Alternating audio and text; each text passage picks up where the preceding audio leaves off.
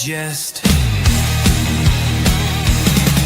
From lane to the new shining ground, echo chants where the legends are found. Heroes carved in the heart of time, we march on through grit and grime. Oh Tottenham, Tottenham till I die. Raise the banner, let it fly. Through the rain, through the fire, this is my club, my only desire.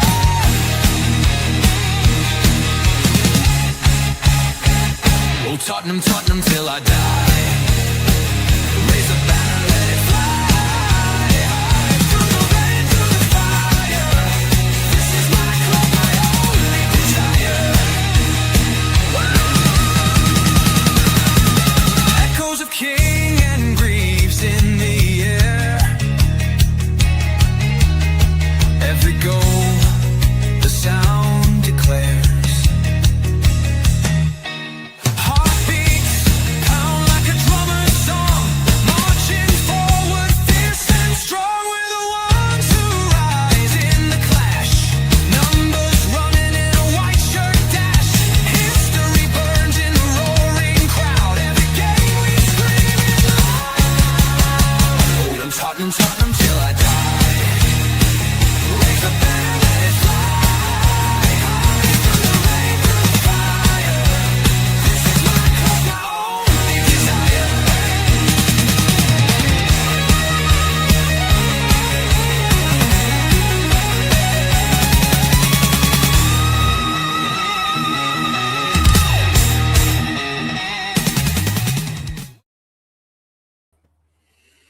Good evening and welcome to the great show on earth. Yes, this is THFC 2 with your home and Tottenham past, present, and an exciting future under something. Not the manager, not the player, not the club, but under we will find a reason to get excited. And joining us tonight is we've got a special guest. Big up to you, Gary. Before we get to you, Tequila, I want to welcome a guest in, Gary. We have been talking over X. Great to have you on the channel, bud. How are you this evening?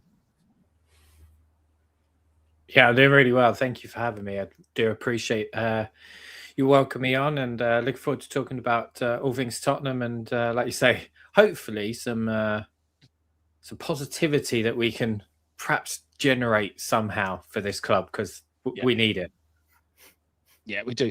And also joining me, of course, this man needs no introduction the world over. Some say he is the secret agent to downfall Arsenal's title bid. Some also say he's still the son of Daniel Levy. We'll never know that. Wow. All we know, he's Tequila. How are you, bud, tonight? If I was Levy's son, I'd be rolling it, mate. I wouldn't be speaking right now. I'd be on my own yacht and everything. Be hanging out with Lewis and boys. I'm all right, mate. How are you? I'm all right. Tomorrow's Palace. Guys, are we looking forward to it? I don't know if I'd phrase it in those words. I wouldn't say I'm looking forward to it. More like praying, more than looking forward to it. Trying to fabricate some positivity. Of course, I'm well known for that, Dermo. As you know, I'm the king of positivity on this channel. So I have to get back to you trying to fabricate You're more positive than me. Yeah. 66% chance of staying up. There you go. 66. I wouldn't necessarily say I was looking forward to it. I wouldn't say I'm looking forward to going to the ground and sitting there and, you know, hoping and praying that we pick up a result. However, if we get one, I think hopefully this could be something for us. But there's always the saying, isn't it? The hope that kills you. And at the moment, that's what I kind of feel like we're at. We're hoping and we're praying and we're refreshing foot mob and everything like that, waiting for Fulham to score and things like this. So it's hope and praying at the moment. Yeah, I'm doing the same. I've got the Premier League on the other monitor now. I've got just to see Fulham getting the lead. Now, to be fair, Man City are beating Forest 1-0, aren't they? Which is important. Gary, I'll start with you first, bud. How have you thought of Tudor? I mean, Tequila's said that he would have preferred Harry Redknapp to come in, which I think is I wasn't for that, but I think looking back at it now, I think it's a fair point. I just don't like him. I think he's a bit too strict, and I think he might be losing the players. Would you agree with that? I can see both arguments to that.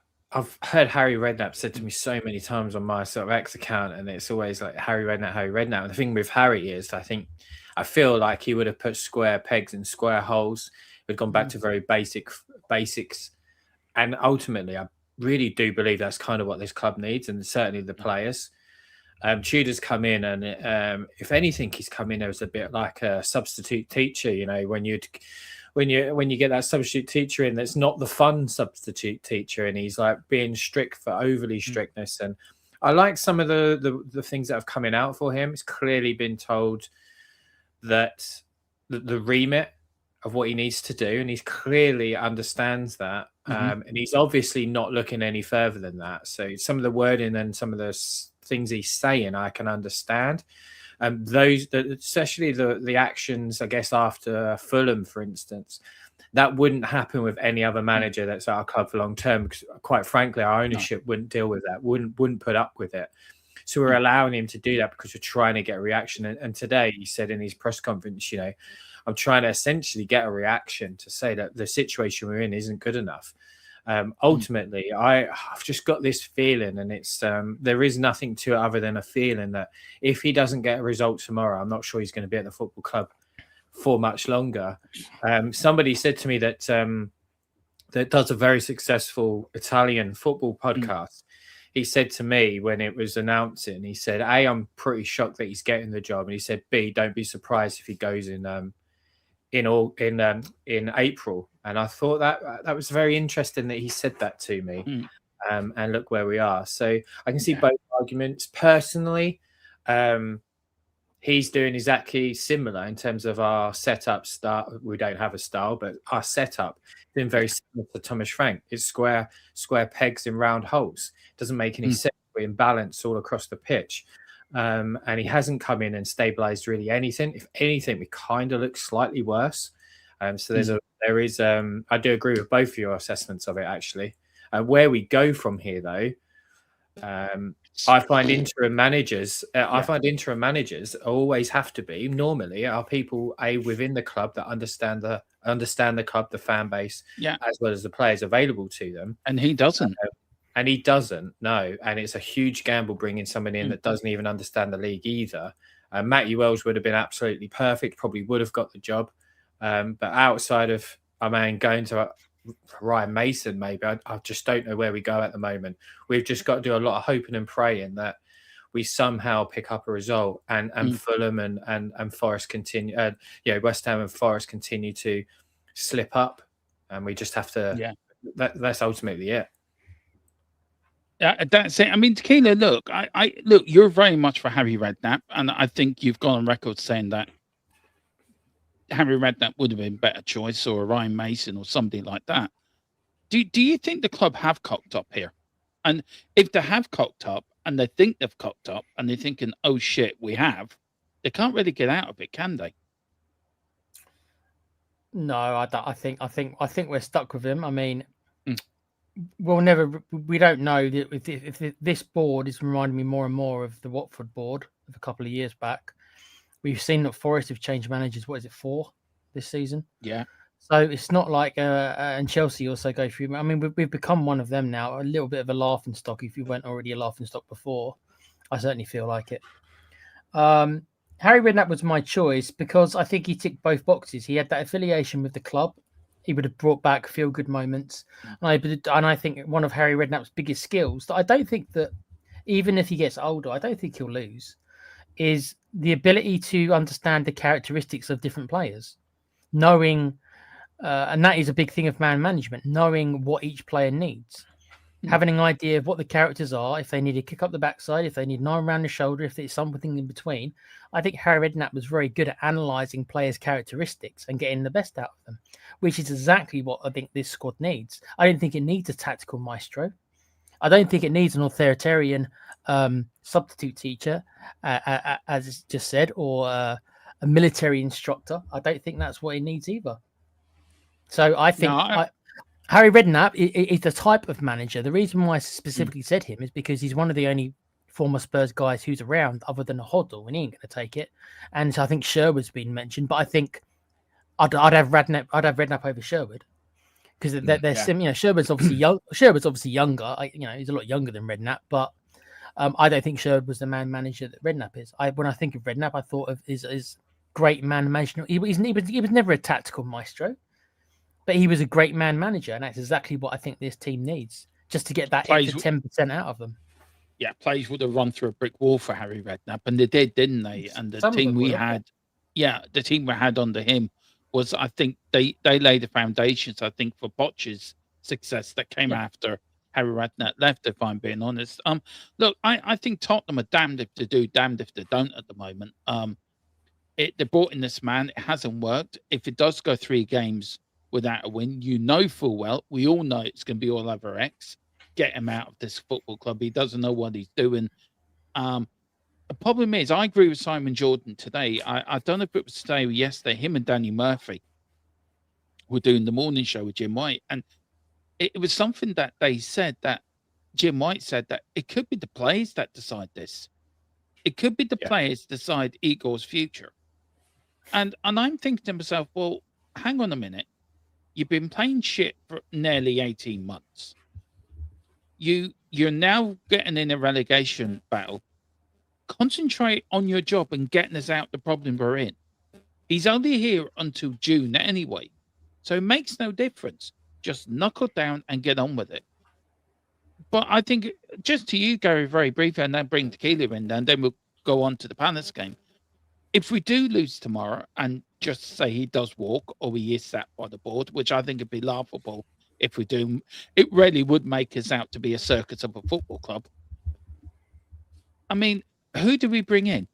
And then does that doom us? Because whoever we're going to bring in, the players ain't going to play for him anyway. Yeah, ultimately, it's always going to be on the players, isn't it? The players will make or break any manager, and it is down to them. They can perform if they want to. Those players don't want to be in the Championship. They don't want to have to go through a summer of trying to make a move in a World Cup and the situation that will essentially happen if we did go down. They don't want that. They have the ability to go and get a result. Absolutely, they do. Ultimately, where do we go from here? It has to be someone that is within the club. We are very much short of that at the moment in terms of options. Wayne Barnett, maybe, who's the under-21 manager. I'm a big fan of his. Brian Mason's always going to be a name that comes up. So these might be the case. I wouldn't be surprised if the club hasn't spoken to De Zerbi either and just sort of said, look, what is it going to take you to come now? All of those things. There's so many questions and very little answers that we have available. Unfortunately, Nottingham Forest have just scored against Man City, which is not great for us. So that's 1-1. So that is not good for us. That's the one game we didn't want to happen. But... No. Like I said at the beginning, the players will make and break any manager of any situation. So I hope tomorrow they are fully invested and we can get a result, because if we don't, we are in grave danger.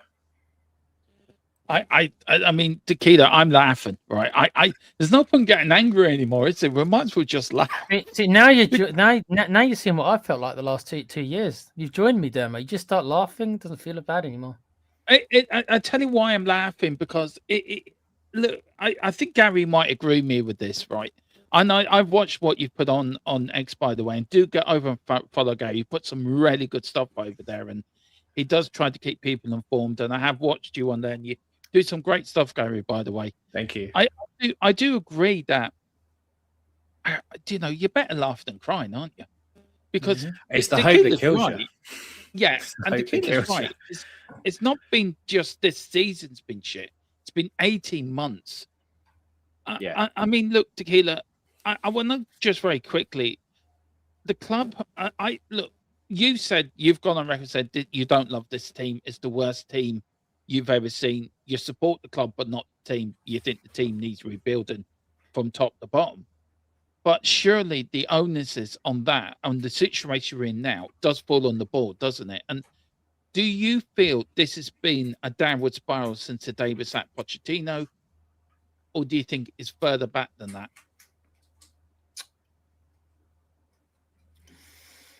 I can understand the logic of what Daniel Levy was thinking at the time, because he was always coveting Mourinho. And I do have my doubts if Mourinho hadn't been available when Poch's form really started to fall away, if he would have made that decision. And you know what? I think at the time, I'll be honest, I consider Mourinho one of the greatest managers of all time. So I can't sit here and say that I think Mourinho is a better manager than Pochettino, because I believe that is the case. I don't think Pochettino will ever be as good a manager as Mourinho was.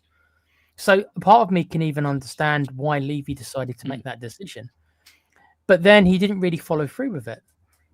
He didn't really and that is when I knew it was over. When he wasn't going to back his chosen one, and yeah, I understand that Mourinho called himself the chosen one, but he was Levy's chosen one. When Levy didn't back Levy's chosen one, what hope did anyone else have after that? Conte came in, didn't really want to be here, kind of squeaked to fourth place. Then he wanted Bastoni, and he got Longley on loan. Couldn't even buy the player; we had to do it on loan. So that was that for him. Stellini, Mason, Ange, Frank, Tudor. So you're right. It's all been downhill since we've lost Poch. But a part of me understands why at the time he thought he was backing on a better horse. So I can understand why he did it at the time, even though in hindsight, obviously, it now looks like an absolute disaster. But at the time, at the time, it made sense. It did at the time. We were 14th in the league at the time. I mean, guys, look, if we're just very quick. I'll take that now. I'll take 14th. Yeah. Well, yeah. I would. Did you know? I know we had Ange for 18 months, and look, Ange is a very divisive figure within the fan base. You like him, you don't like him. He did win us a trophy. We never got to season 3. I'm sure season 3 would have been just as interesting as season 1 and 2 were, to be fair. I think he would have. I think Ange would have probably got more out of the players than Thomas Frank and probably Igor did. But guys, do you feel that? Where was I saw it. Where was I watching? Was it Simon Jordan said it? Somebody said it anyway. West Ham have scored. Oh fuck! I knew doing the show at this time, this would be live reactions. We're in trouble, man. We're in. Man City scored. Man City have scored. See, there you go. This is look. It's West Ham one because West Ham are out of the bottom 3 now. Yeah, they're only a point behind us now. Oh my god! I mean, look very quickly, guys. On this, do you feel that do you feel sorry for the managers we've had because they've never been backed, have they? Though people say Ange was backed with money, do you feel sorry for the managers?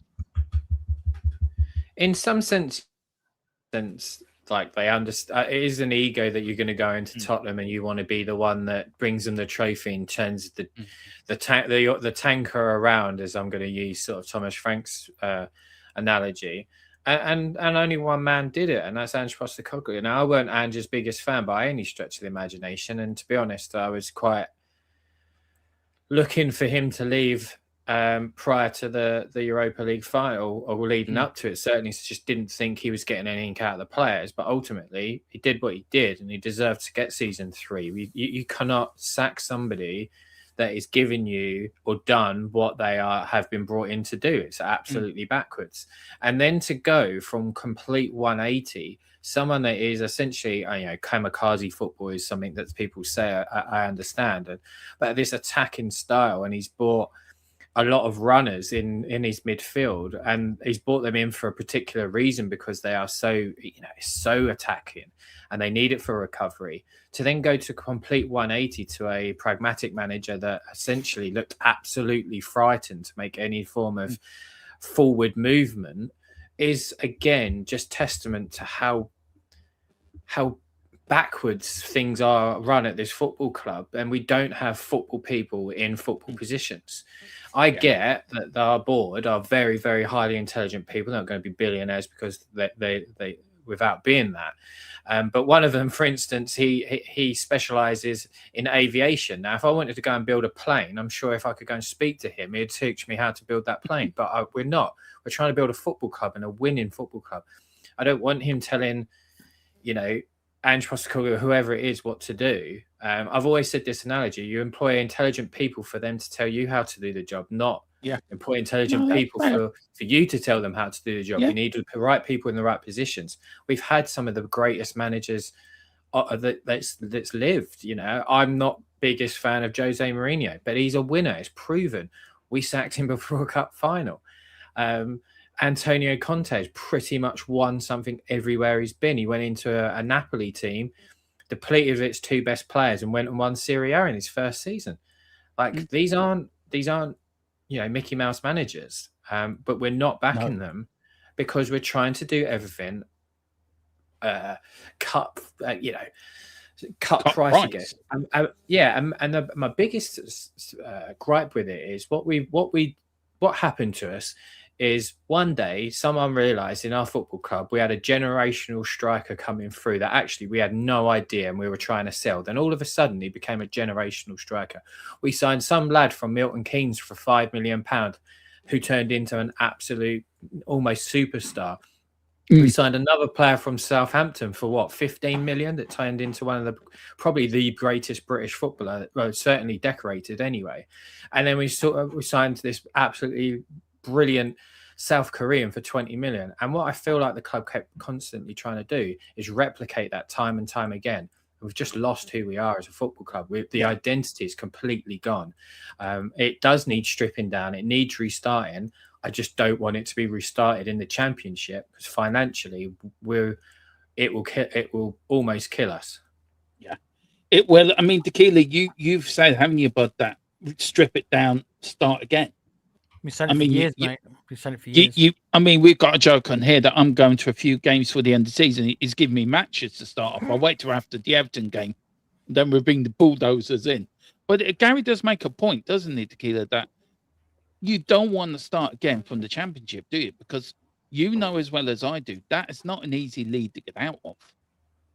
And if you don't have a good start in that league, it's very difficult to get out of it. Yeah, it's a very, very risky proposition. But I understand why. I wouldn't say it's a large percentage of fans, but there is a percentage of fans who I don't know if I'd use the term welcome relegation, but I think would accept relegation. I'll use that terminology instead of welcoming it. Would accept relegation if it meant proper change. But I mean proper change. But I'm not sure. We spoke about this the other night. I'm not sure that relegation is going to facilitate it. But if relegation did facilitate it, and we did manage to come back up, and that's the risk. If we manage to come back up, then maybe a couple of seasons from now, it could end up being a blessing in disguise. But it's a bit of a risk that if you don't come up the first time of asking, we're going to be in big trouble, as we've said before.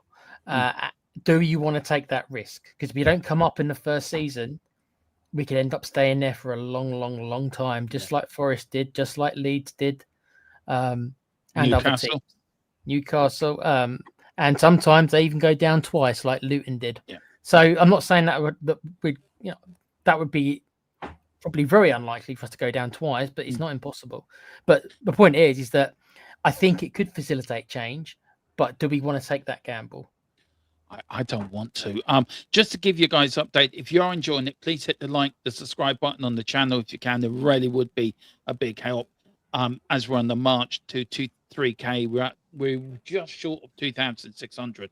So I'd love to get there during this stream. And also, if you are watching this for the first time, do follow us on all our social medias, on X, especially Gary on X as well, and do hit the links in the channel for Tequila's other channels, for the wrestling channel and the Play Pouch as well. Really would appreciate that from all of us. Big up to Ran. I'm going to call you Alex. All right, big up to you, Alex. It says big fan from South Sudan. Wow, we reach places where other people do not exist. Yeah, I mean, we've reached some mad places, haven't we, Tequila, in what doing this channel? I mean, that's got to be the maddest yet. I mean, YouTube is worldwide, there, mate. It's worldwide. Where did we reach? Where was somebody watching us from the other week? From the Golden Triangle. And I'm just thinking, seriously, you got internet there. The Spurs fans in that part of the world. Jesus. Big up to you. He says, big up to you. He says, big fan from South Sudan. I'll give you hope that this is going to win with a hopping bad beginning. Good end. Text yellow gold. Big up to you. Up to you. Well, we've got a question here from Rhino. Big up to you, Rhino. Hope you're doing well, bud. Yeah, the weather here it was nice today here in Southeast Ireland, here in Wexford. Really was lovely spring day. Tequila, how was it where you were, bud? It was pretty miserable when I was out. I think the sun was just about poking out near the end, but it only decided to poke out after I got home. So, it was trolling me, Dermo, probably. Yeah, we know. He's an Arsenal fan, the son, isn't he? Anyway, he's got a question. Where do we go if we go down? Or do you believe that ENIC will sell the club or not? I don't think so. It would be the worst thing to happen to the clown show. Look, Rhino, first thing I've seen people saying on YouTube, and I saw it the other night, that going down ENIC would be the best thing because ENIC will sell. ENIC ain't going nowhere. If we get relegated, there's not a hell's chance they're going because they're not going to get the money they want for the football club. We're not going down. I think we'll be fine. I think we will stay up. I don't know if that's delusion or just me praying and hoping we'll stay up.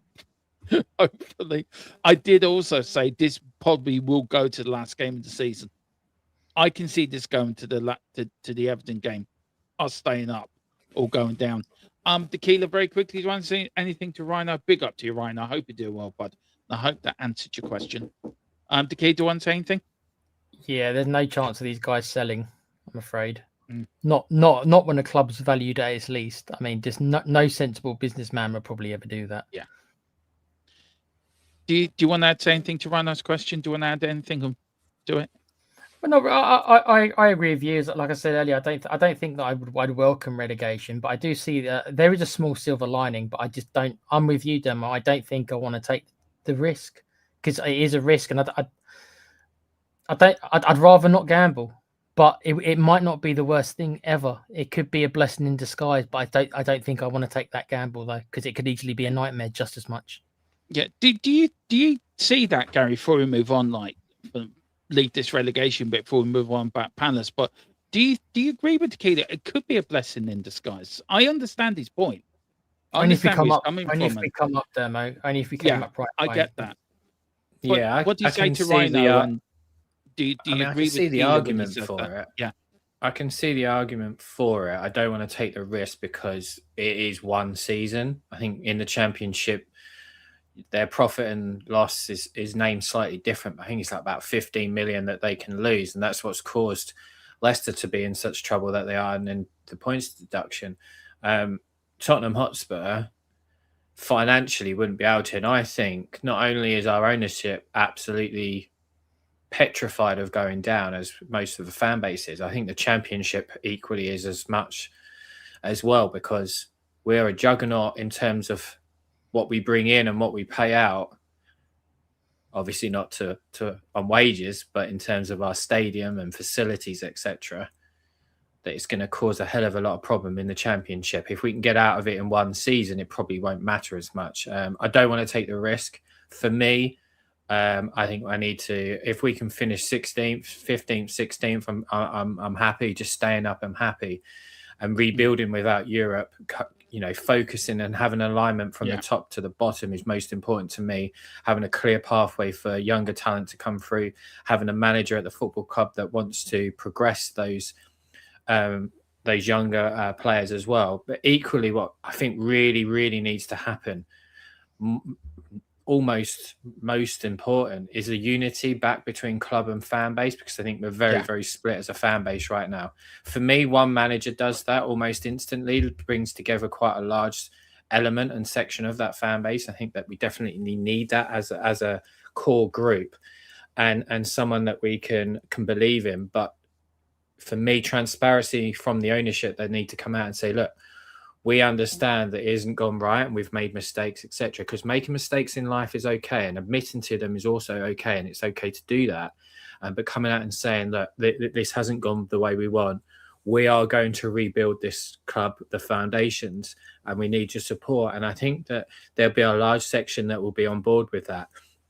It's this constant, we only want to talk to you when there's positive news. I think that's what causes an equal increases that divide.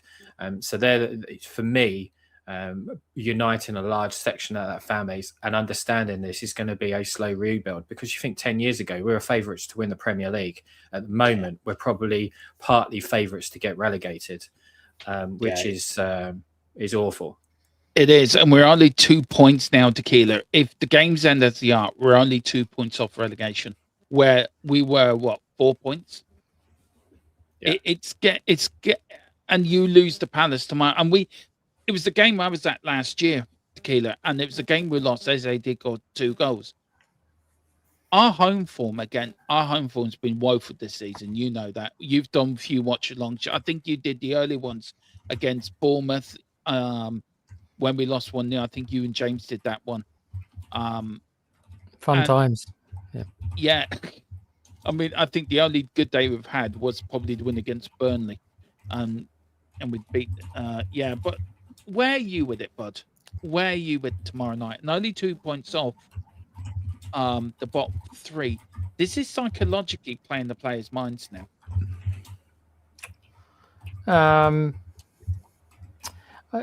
It's important, because if we can somehow, and I do use the word somehow because I'm not exactly sure how we're going to do it, but should we beat Palace, we pull them back into it, and then it becomes 1 of 4 again. That's how I'm viewing it. I'm not I'm hearing the results at the same time you guys are, but I'm not actually letting this affect me because it's out of our hands. I'm not. Can I just say Forest had just equalised against Man City? Okay. So now it doesn't faze me because it's nothing I can do about it. So we need to worry about what we can control, not what we can't control.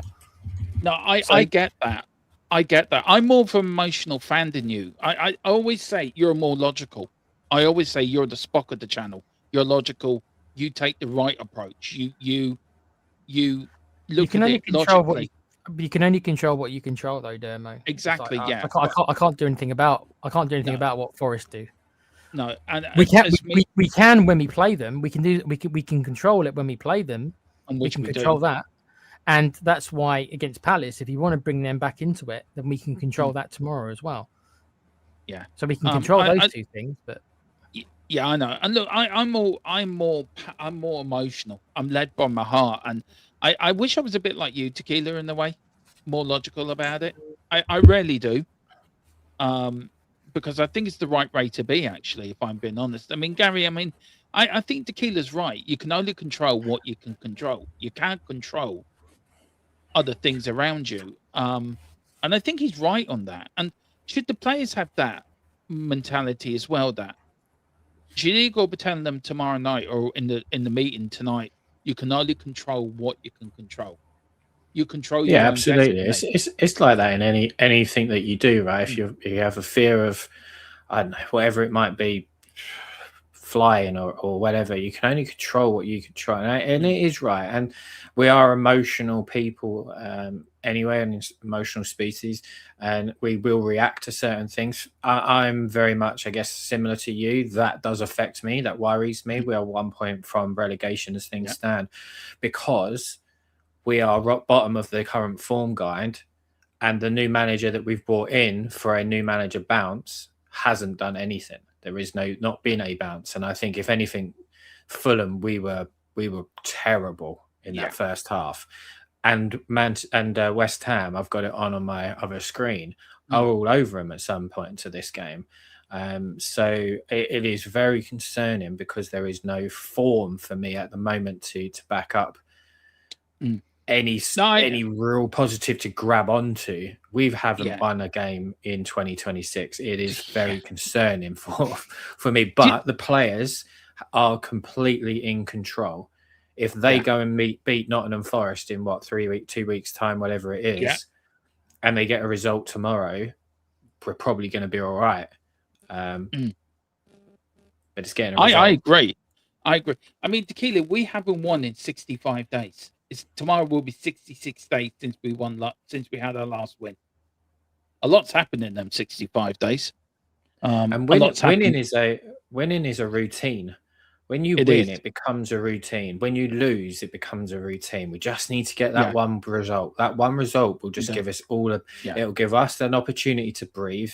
It'll give the players an opportunity to go, right, okay, we can do this. Because, I mean, have they forgot how to win? I know how silly that sounds, but winning becomes a habit. It becomes a habit. That's why clubs like Man City are ruthless towards the end of the season, because it's a habit for them. They always know they're going to turn up. All right, maybe not so much today, but it's a habit, and we need to get just one win over the line. You look at Bournemouth, right? Bournemouth hadn't won in 10 games. Tottenham went there, they beat us, then they went on a great run.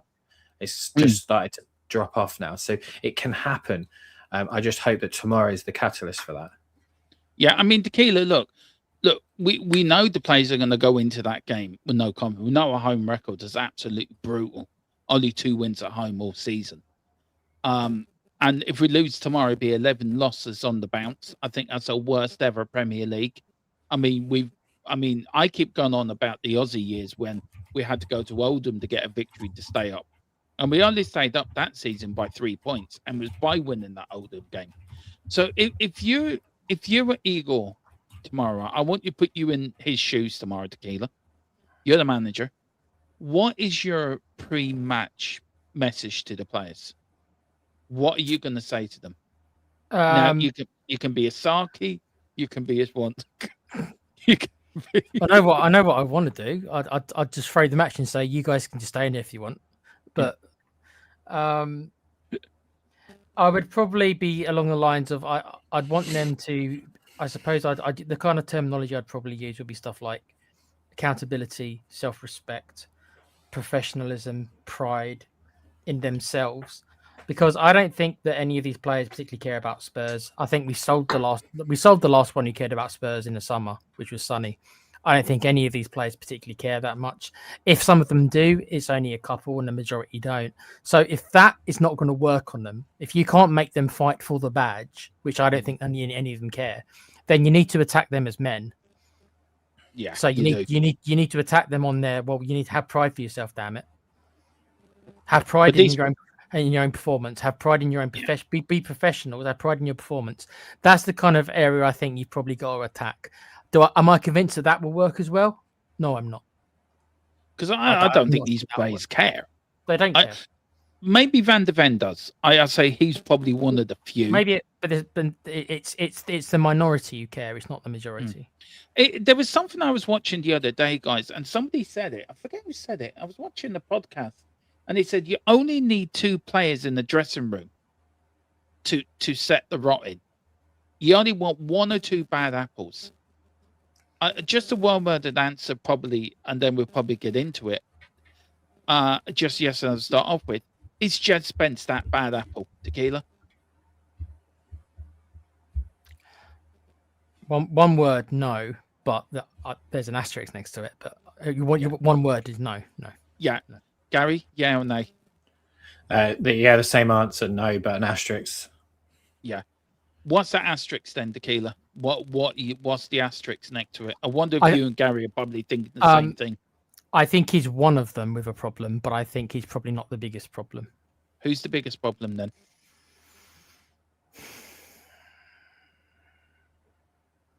I think Romero's been a problem this year with his sort of... He's the obvious one, but so I do think he is somebody who probably does have pride in himself. I just questioned about which players might have that, and I do think, from what I know of his character, I think he probably is one of the few who probably does have pride in himself. I'm not sure, Dermo, who the biggest ones are. I don't know. I'm not sure. That's a difficult one. I'll have to get. I don't know. I mean, I think Porro's a problem. I think Vicario's a problem. Those two, I think, are up there. I think Spence is a problem as well. I'm not sure he's the biggest problem.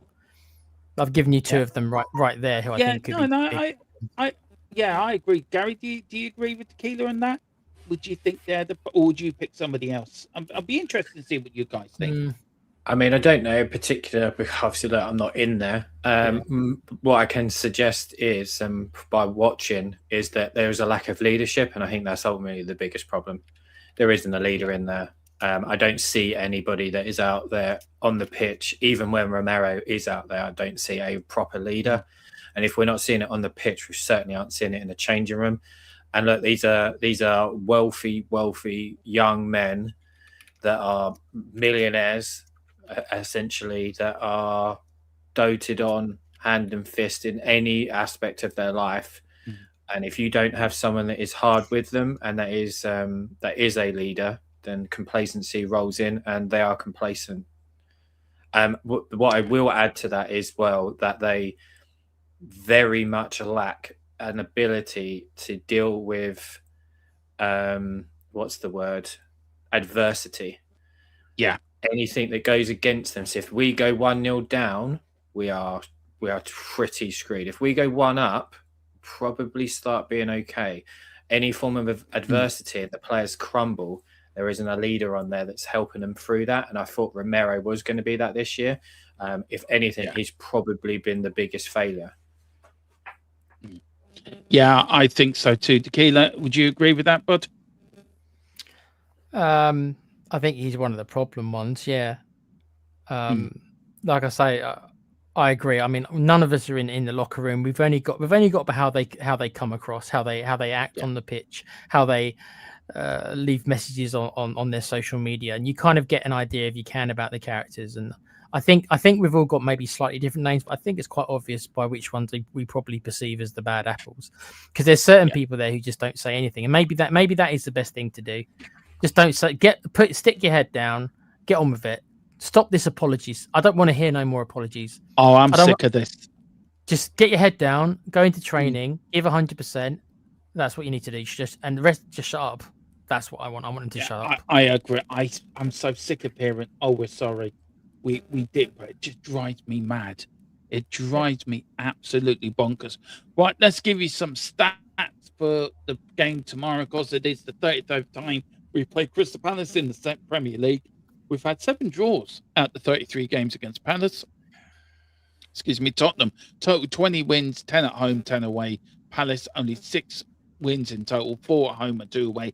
The last time they did beat us was back last year, the end of last year, where Kulu actually did become injured. I was at that game. But our last win came at Palace in before the new year. League, Tottenham in 16th with 7 wins, 8 draws, 13 defeats. Only XG per 90 of 0.04.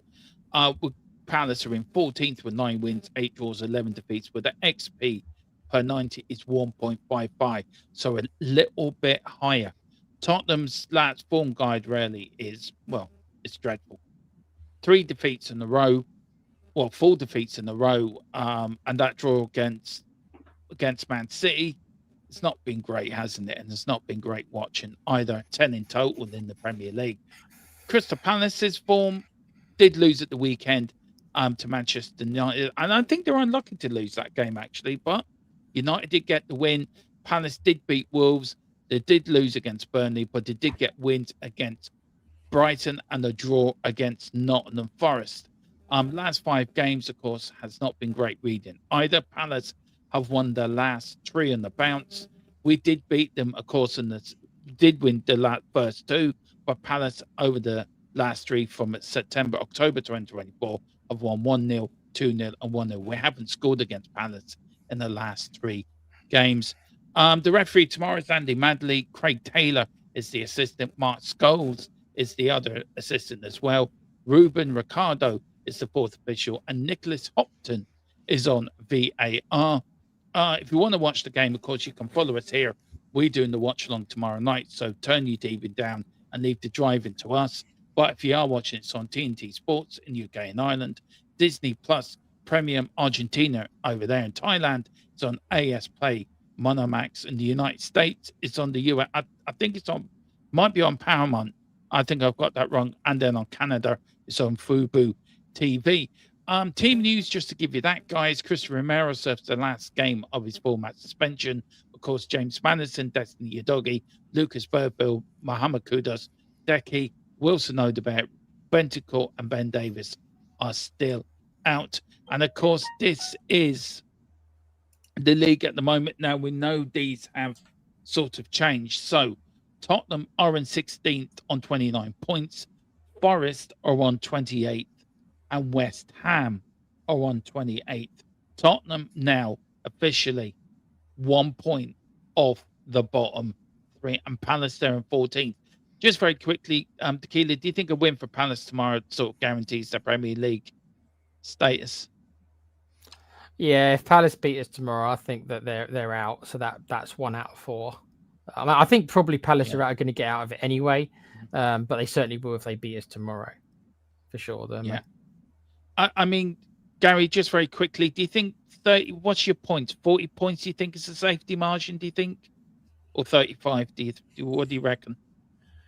With the way that Forest and West Ham are starting to pick up points, I think we're going to need to get up to that 40 points quick as possible. For me, if we can get three wins and a draw in the next 10 games, I think we might be okay. I don't see us getting 40. I don't see us having a chance of getting 40 points. Unfortunately, that is the scenario we're in at the moment. I'm not sure where anything comes from. No. Well, West Ham are on the verge of beating Fulham and Nottingham Forest. What a result for them, by the way. 2-2 away to Man City. That's a great result. I'm sure their chairman will be happy, so he won't be sacking another manager. Not yet. Not yet. Couple of weeks.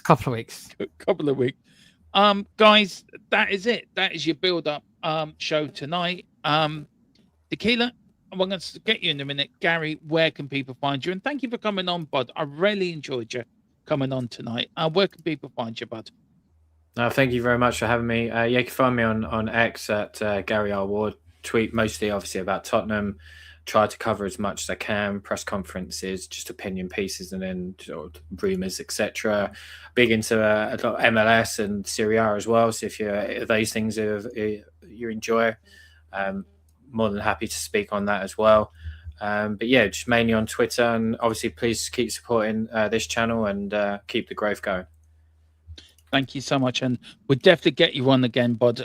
Probably for the end of the season, and definitely on in the summer. We'll get you on again. Loved having you on. Tequila, bud, where can people find you apart from on this fabulous channel?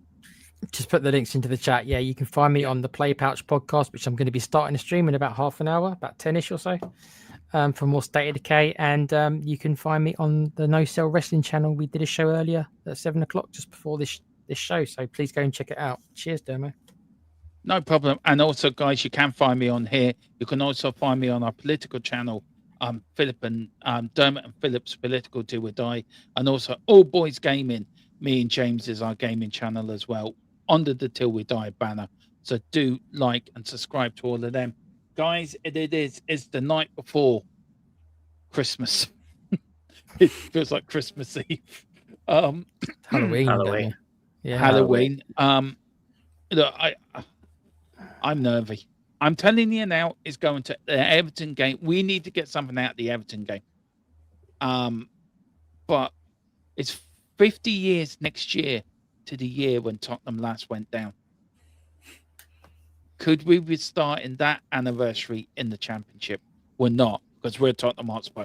We're going to stay up because we're the greatest club that ever lived. Guys, thank you for watching. Hit the like, hit subscribe. Join me tomorrow at 2 o'clock. For the predicted lineup. So I'm doing it live tomorrow on game day. Give you guys a little bit of game day fun. So do join me then. And also join me at 6:30 on We Are Tottenham TV and 7:30 here for the watch along. Yeah, West Ham won and Forest drew. So what? We're Tottenham Hotspur. We're the greatest team. Let me get the right outro, actually. You do not want to see that one. That's the problem with doing the political channel before. I've got to change the outro. Yeah, we're the greatest team that ever lived. We're Tottenham. Follow the mighty cockerel. We're staying up. We are Tottenham Hotspur. Come on, you Spurs.